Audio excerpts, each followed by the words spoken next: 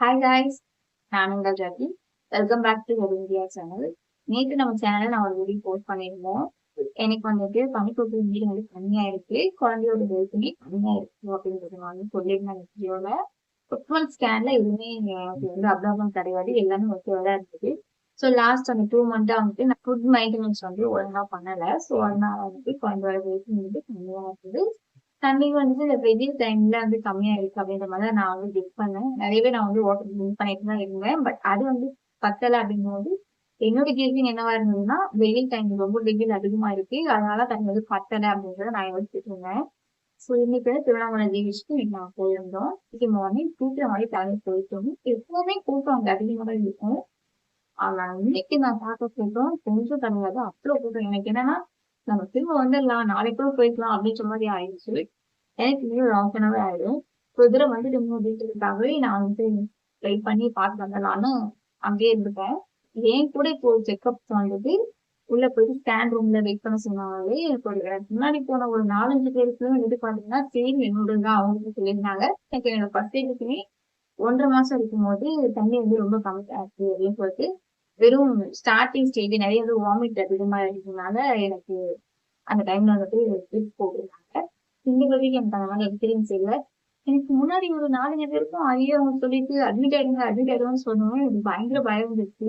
நான் உடனே வெளியே வந்து என்னோட ஹேண்ட்பேக்ல இருந்து தண்ணி எடுத்து குடிச்சிட்டு மறுபடியும் ஓடினேன். எனக்கு ஒரு ஃபியர் வந்துச்சு. ஐயோ நமக்கு ஸ்கேனை விட இன்னும் கம்மியாயிடுச்சுன்னா ஏதாச்சும் ரிஸ்க் ஆயிடுமே, அட்மிட் பண்ணி போயிடுவாங்களே, டெலிவரிக்கு மட்டும்தான் இங்க வரணும் அப்படின்ற ஒரு மைண்ட் செட் எனக்கு எப்பவுமே இருந்துட்டே இருக்கும். ஏன்னா இடையில அங்க போய் தங்குற அளவுக்குலாம் இருக்காது. யாருக்குமே ஹாஸ்பிட்டல்ல போய் தங்கணும் இருக்கணும்னு தோணாது இல்லையா? எனக்கு அந்த மாதிரி தான் இருந்தது. ஃபுல்லா பிபி எல்லாமே செக் பண்ணிட்டு தான் அனுப்பிச்சிருக்காங்க. டாக்டர் எல்லாம் பார்த்து முடிச்சுட்டு தான் ஸ்கேன்ல போய் நாங்க போயிருந்தோம். ஒரு 4-5 பேருக்கு அப்புறம் தான் நான் வந்துட்டு போயிருந்தேன்.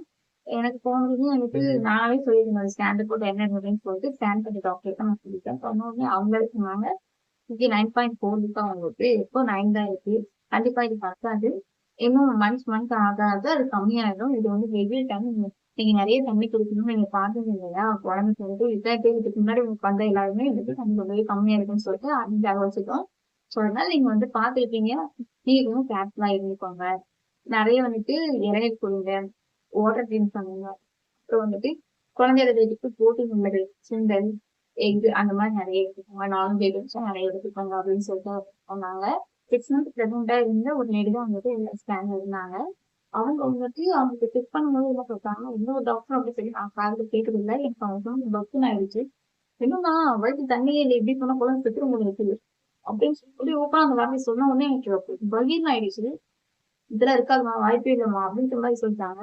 அவங்க படுத்துட்டு நமக்கு அது எதுவும் தெரியும், நேரத்துல கேட்டதும் தூக்கி வாய் போட்டுச்சு. அதுக்கப்புறம் போன இன்னொரு சமயம் வந்துட்டு அட்மிட் ஆகுமான்னு சொல்லிட்டாங்க. அவங்க 9 மந்த் போல அவங்க அட்மிட் ஆகுமான்னு சொல்லிட்டாங்க.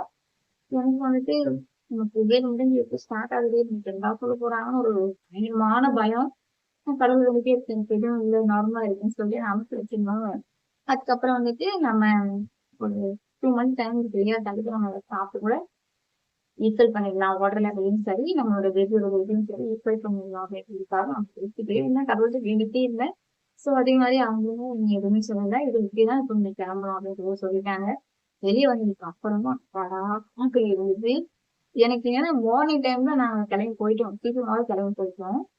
ஒரு ஐ திங்க் ஒரு 8 o'clock அந்த மாதிரி டைம்ல வந்து நான் கிளம்பி போயிட்டேன். ஸோ அப்போ வந்து எனக்கு வெளியே கொஞ்சம் கொடுக்க வீடு இல்லை. ரிட்டர்ன் வரும்போது ஒரு 11 o'clock 11:30 அந்த மாதிரி டைம்ல தான் திரும்ப வந்தோம். வரும்போது ரீசெண்டா தம்பியோட பர்த்டே வந்து செலிப்ரேட் பண்ணிருக்கோம். ஸோ அதுக்கு வந்து போட்டோலாம் எடுத்து இருந்தாங்க இல்லையா, அந்த போட்டோ கலெக்ஷன் வந்து எந்த போட்டோ நமக்கு வேணுமோ அந்த போட்டோ நம்ம செலக்ட் பண்ணி சொல்லிட்டு அவங்க ஆல்பத்துல ஆட் பண்ணி கொடுப்பாங்க. அதுக்கு போட்டு நான் சொல்லிட்டு ஒரு 11:30 போல நாங்க போயிருந்தோம். அங்க போனா அது ஒரு 1/2 hour ஆயிடுச்சு, 12 o'clock ஆயிடுச்சு.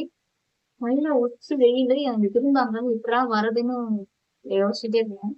நினைச்சிருந்தா அங்க சிவன் கோயில் இருக்கு போயிருக்கலாம், ஆனா அது கொடிமரம் இருக்குன்றதால கோயிலுக்கு அங்க போக முடியல.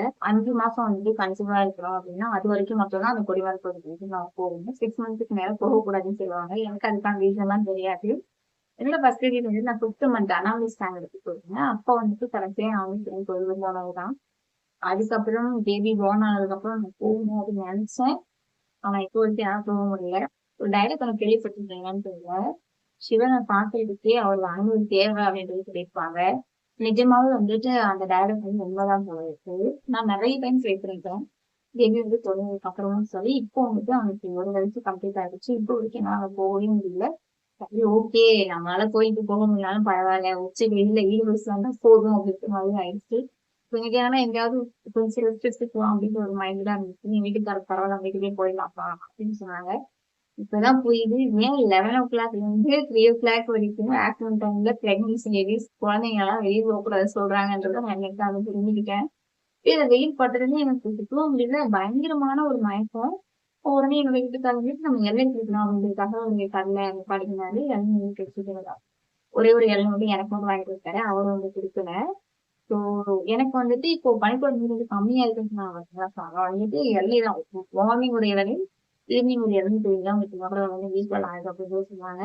ஸோ நான் என்ன சொல்லுவேன்னா பிரெக்னன்சி லேடிஸ் வந்து கம்மியா இருக்கு அதிகமா இருக்கு அதெல்லாம் கிடையாது. இளநீர் குடிச்சா நமக்கு ரொம்பவே நல்லது.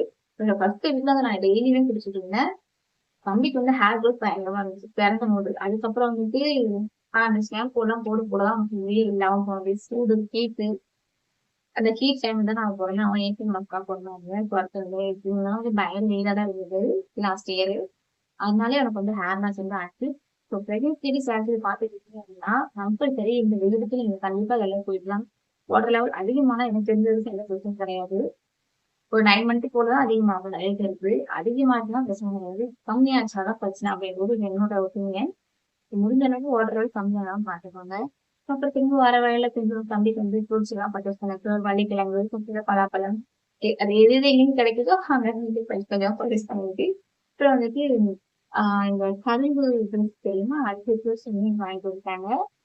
வெயிலுக்கு வேற என்ன பண்றது எங்கெங்கெல்லாம் புளிய கிடைக்குதோ அதுக்கு வாங்கி குடிச்சுட்டு அதுக்கப்புறம் கூழ் குடிச்சிட்டு கரெக்டா வீடு வந்து சேரும்போது 12:30 ஆயிடுச்சு. எனக்கு நிஜமாலும் முடியவே இல்லை. வந்ததும் சாப்பிடல ஒன்றும் பண்ணல ட்ரெஸ்ஸிங் பண்ணல அப்படியே வந்து படுத்துக்குவேன் அனைவருமே. 12:30ல இருந்து ஒரு 1:30 வரைக்கும் நான் கொஞ்சம் ரெஸ்ட் எடுத்துருந்தேன். அப்ப தம்பி ஒரு 2 o'clock போல தூங்க வச்சுட்டு நாமளும் தூங்கிடுறதுக்காக தூங்க ஆரம்பிச்சேன். என் வீட்டுக்காரங்க வந்து சாப்பிடும்போது ஒரு 4 வாரம் ஊட்டி விட்டாரு. அவ்வளவுதான் சுத்தமா நான் சாப்பிடவே இல்லை.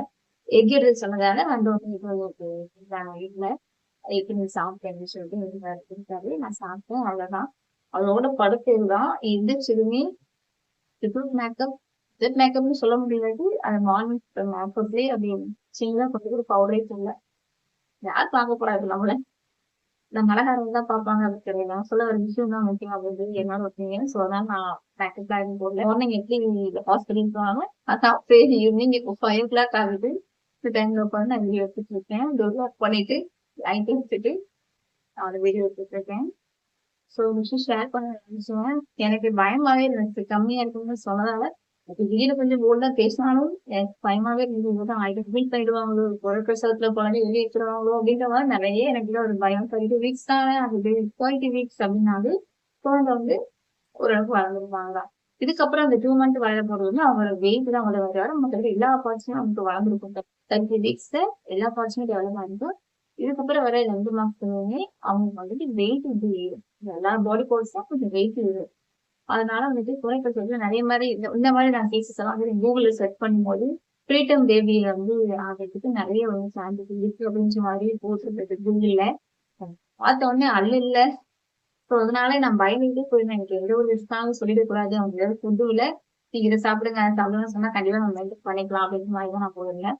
அதே மாதிரி அவங்க சொன்னதுக்கு அப்புறம் எனக்கு ரொம்பவே ரிலாக்ஸா இருந்தது. Still I'm okay. இது கொஞ்சம் எனக்கு அந்த வீடியோல வந்து சொல்லியிருப்பேன். கிளியர் இருந்தாலும் அதை நான் காமிச்சிருக்க மாட்டேன். ஆனா எனக்கு பயங்கரமான புரியுங்க. எனக்கு ஒவ்வொரு வரைக்குமே எனக்கு போயிட்டு வர வரைக்குமே எனக்கு பயங்கரமான புரியுது. இப்படியே சொல்லிட்டு கூடாது அப்படின்றதுக்காக நிறைய பேர் நான் யோசிச்சுட்டு இருந்தேன். கடவுள் புண்ணியத்துல நான் வந்து இந்த மாதிரியே எனக்கு சொல்லிட்டாரு. நம்ம நெக்ஸ்ட் வீடியோல பார்க்கலாம். இதோட நான் இப்போ ஃபுல் வீடியோ லாங் வீடியோ எப்போன்றது எனக்கு தெரியல. இப்போ கண்டிப்பா எனக்கு டைம் இருக்கும்போது நான் லாங் வீடியோ கூட ட்ரை பண்றேன். Okay bye.